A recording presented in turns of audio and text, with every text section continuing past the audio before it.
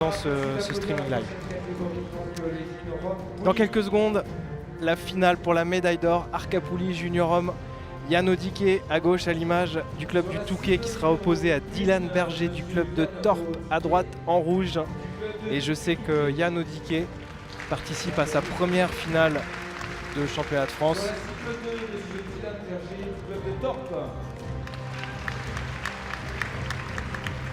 Le match sera arbitré par Madame Corinne Brias dans la côté également.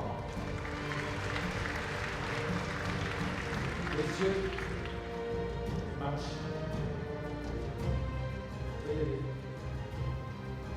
15 flèches pour savoir lequel des deux, de Dylan ou de Yann, sera champion de France Arcapouli.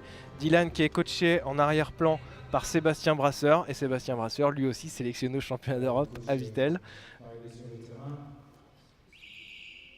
Et Yann Odiké à gauche à l'image, coaché par son père Thierry Odiké. C'est parti entre les deux tireurs. Et c'est Yann qui ouvre cette finale du championnat de France à droite à l'image. Et donc là aussi, les archers ont le choix de décider s'ils vont ou pas commencer leur finale suivant leur classement lors des qualifications. Celui qui est le mieux classé des deux choisira s'il commencera le match, et ça peut être un ascendant psychologique encore une fois, parce que en cas de barrage, c'est aussi lui qui commencera le barrage. Donc il y a moyen de mettre la pression sur son adversaire, et parfois ça peut être très très important. Ils sont bien sereins tous les deux, je trouve.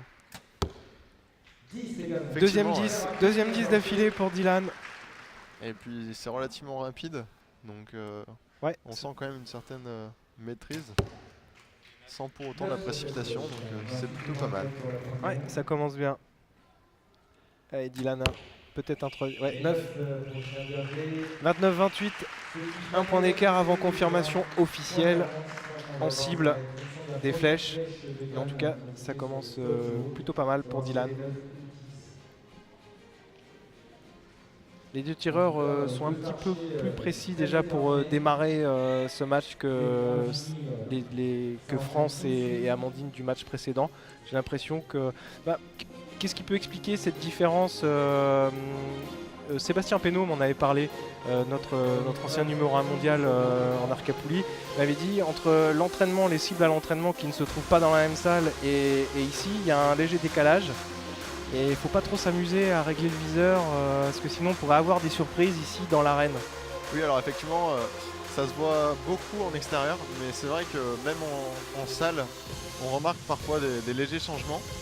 Donc après, souvent on se base sur les matchs précédents, sur les entames de matchs précédents des archers, pour régler nos viseurs une fois qu'on arrive en salle. Donc par exemple, si on sait que tous les compétiteurs ont commencé en tirant à droite, eh bien on va déjà compenser en anticipant un peu. Et c'est vrai que sur un premier match, en plus en sortant du repas de midi, c'est pas forcément facile, donc les filles ont eu un peu de mal effectivement. Ouais. Mais ici on sent effectivement que les garçons ont l'air un peu plus sereins et un peu plus solides sur leur tir. Ouais, vous pouvez voir à l'image déjà aussi au niveau des éclairages. Ça, je pense que c'est une donnée importante. Les éclairages en cible, l'éclairage artificiel général de la salle, ça peut être aussi un facteur déstabilisant. C'est vrai que ça peut changer, ça dépend pas mal de la position des spots lumineux. Donc par exemple, je sais que moi sur les qualifs, j'étais sur un spot latéral, et du coup je voyais plutôt bien mes flèches parce que je n'avais pas d'ombre sur ma cible, alors que sur les phases finales, à partir du moment où on est en quart, on est un archer par cible, et les trois spots de la cible sont au niveau du spot lumineux au-dessus. Du coup les ombres peuvent un peu embêter les archers. Attention, Yann qui a tiré une flèche un petit peu loin.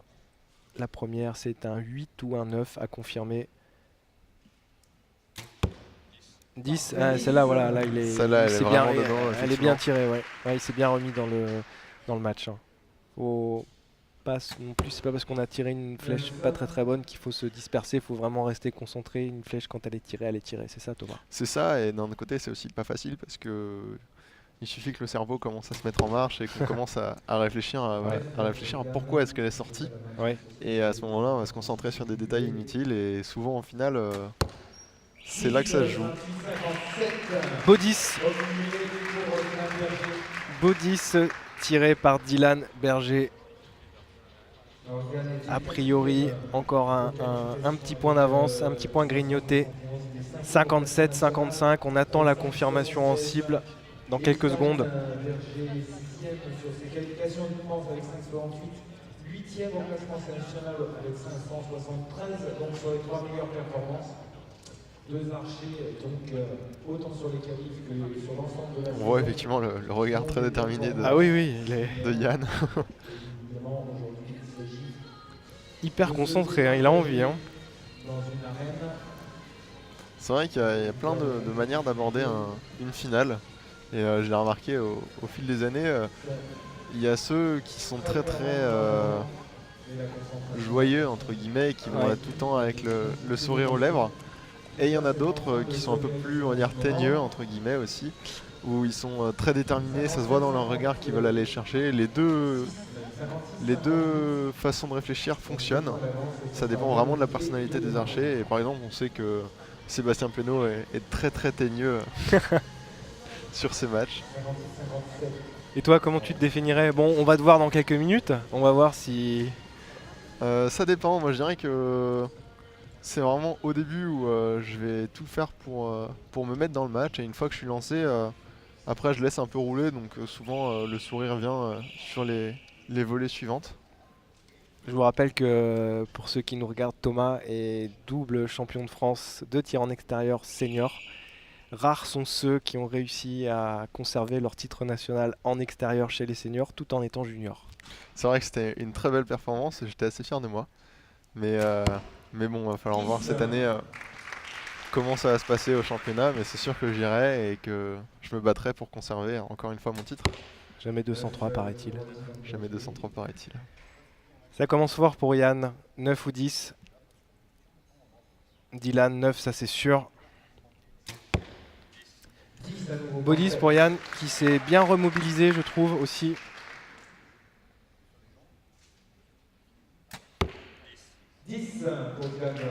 Mais d'un autre côté, Dylan qui ne se laisse pas faire sur son match. Ouais, Dylan, il est hyper concentré. Il y a du combat, c'est assez plaisant à voir. Il y a du suspense. Ah, on voit une décoche un peu... un petit peu arrachée, je trouve, hein, un celle-là. peu explosive, effectivement. Si je peux me permettre. Et 9 pour Dylan. 84-85, c'est encore un avantage très mince. La première flèche de Yann va être jugée. 9 étoiles, vous le voyez à l'image, ou peut-être 10. Là, ce qui pour le coup remettrait les deux tireurs à égalité parfaite.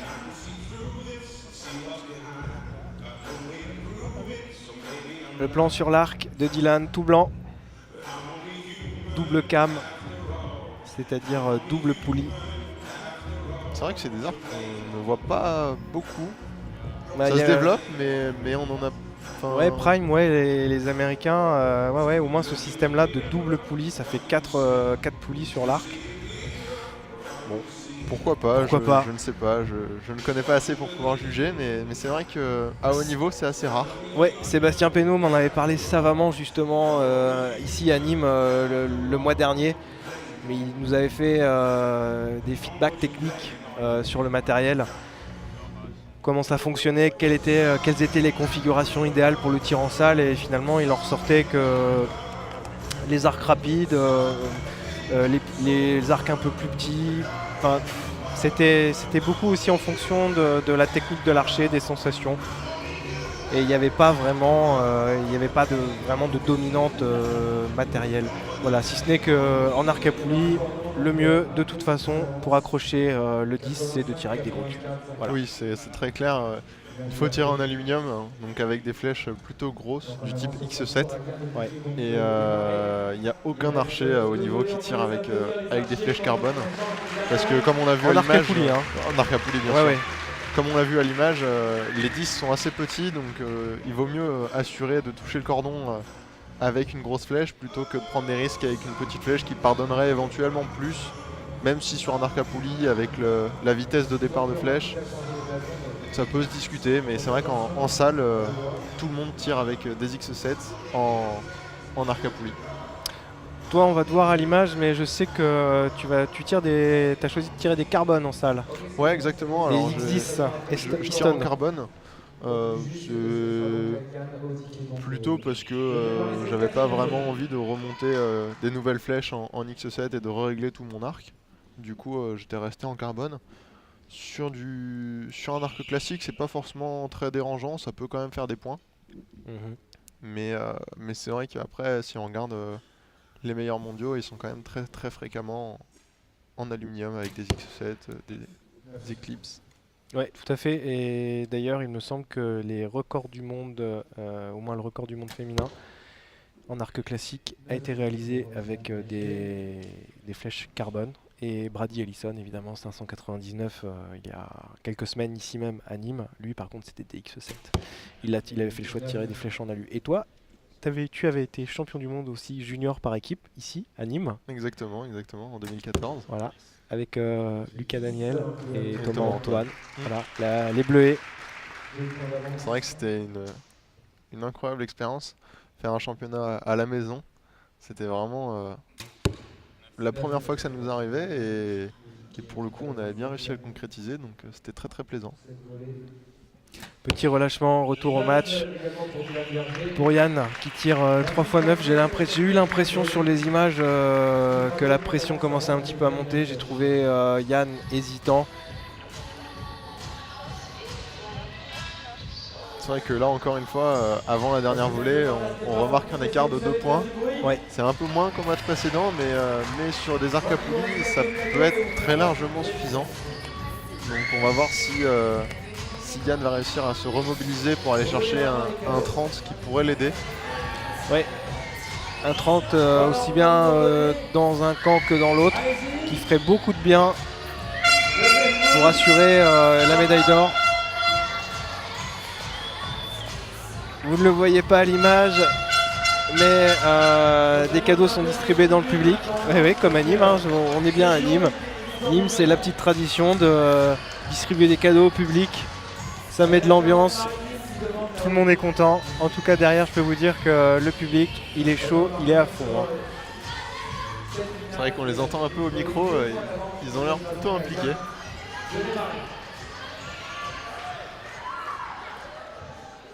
Toujours un vrai plaisir pour moi de commenter les championnats de France jeunes. Ici, c'est la première fois qu'un championnat de France jeune de tir en salle est commenté, mais on l'a vu aussi au tir en extérieur à Vichy. Et pareil, grosse ambiance dans le public. Toujours deux points d'écart entre les deux tireurs. Et Yann qui commence avec une flèche à 9 points. Dylan à l'image du club de Torp, 9 à midi.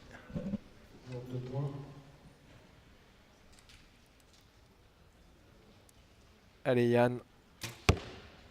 9. Effectivement, là ça va devenir de plus en plus compliqué pour Yann, à moins d'une erreur de la part de Dylan, ce qu'on ne lui souhaite pas forcément.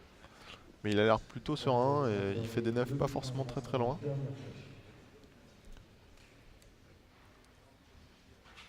Dernière flèche pour Yann. 9. Ouais. J'ai l'impression que Yann, déjà sur la volée précédente, il avait perdu le chemin du 10, mais là en tout cas c'est très clair. Un peu de marge effectivement, et la victoire de Dylan. Ouais, victoire de Dylan Berger du club de Torp, champion de France. Arc à poulies junior, 140-138. Mais les 2 points d'écart du début du match, il a réussi à les conserver jusqu'au bout. Donc ça aussi, niveau tactique, c'est important. C'est vrai qu'il faut arriver à suivre un peu le rythme de son adversaire tout en restant un petit peu au-dessus, en tout cas sur les arcs classiques, vu que les matchs se font en 7. Chez les arcs à poulies, il suffit simplement de conserver son écart. Simplement, bien sûr, je m'entends entre guillemets, encore une fois. Mais une belle victoire de Dylan, et il me semble que c'est sa première victoire en championnat de France. Ouais, première victoire de Dylan Berger du club de Torp, champion de France junior arc à poulies.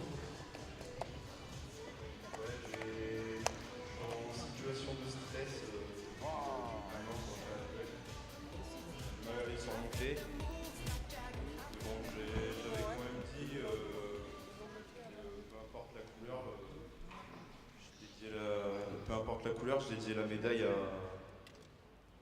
à Fredo. Moi je signe laquelle? Je signe normalement celle de Yann. C'est. Voilà. crois qu'on peut l'applaudir à double titre parce que en général on parle pas trop de ses émotions, on parle pas trop de son stress. Avouez qu'on en a, c'est énorme. Et puis dédié en plus cette finale, je trouve que c'est magnifique. Je vous demande de l'applaudir à nouveau.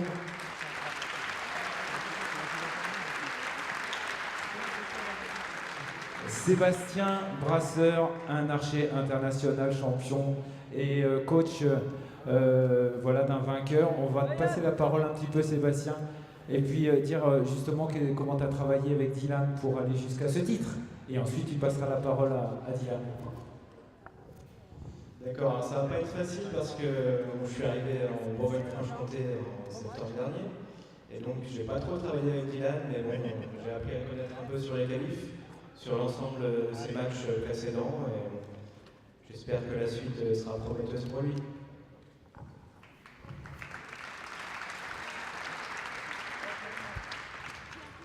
Pour moi, c'est tout nouveau. D'arriver en finale, Thierry Contienne, ça a été un super. Je remercie Seb pour son coach.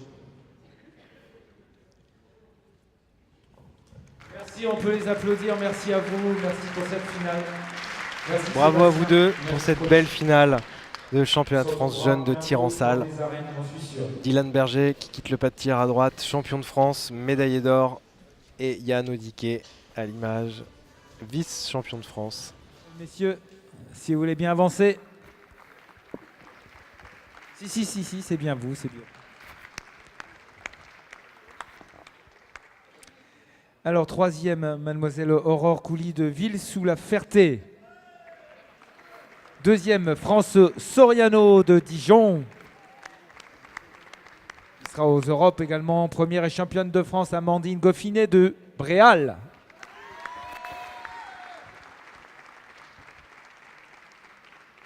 Pour nos juniors, Antonin, gardeur de Groslay. Yann Odiké du club du Touquet.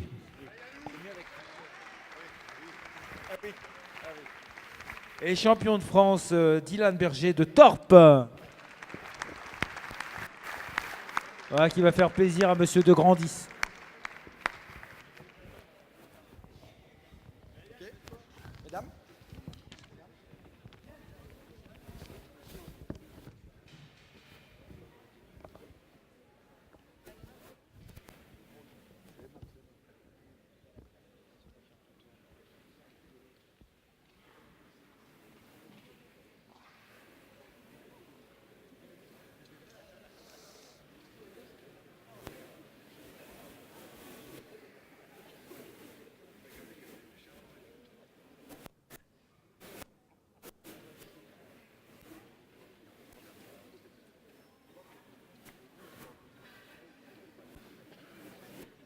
C'est le dernier. Non. Hein? Après, c'est le dernier podium des juniors. Ouais.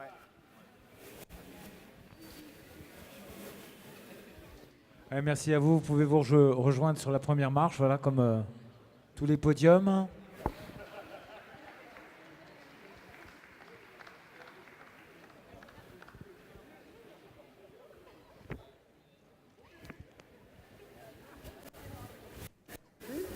Merci à vous. C'est parti. Et vous savez Merci quoi de vous découvrir et de vous lever, s'il vous plaît, pour l'hymne national.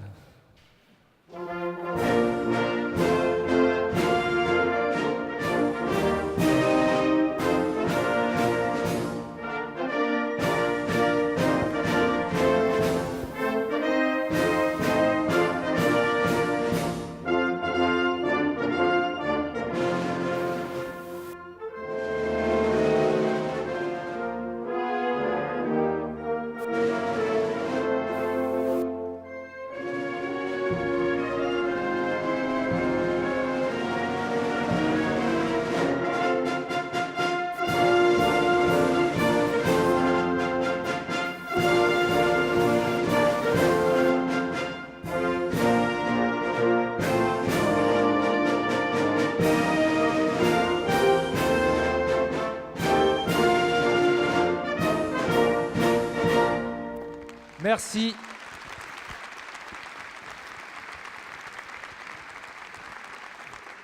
Et de la part du président de l'Arc de Monduel, un pot de départ vous est offert dans la grande hall quand vous sortez à gauche. Merci pour ce championnat. Rentrez bien chez vous et rendez-vous pour le championnat de France à Vittel et surtout le championnat d'Europe. Merci encore.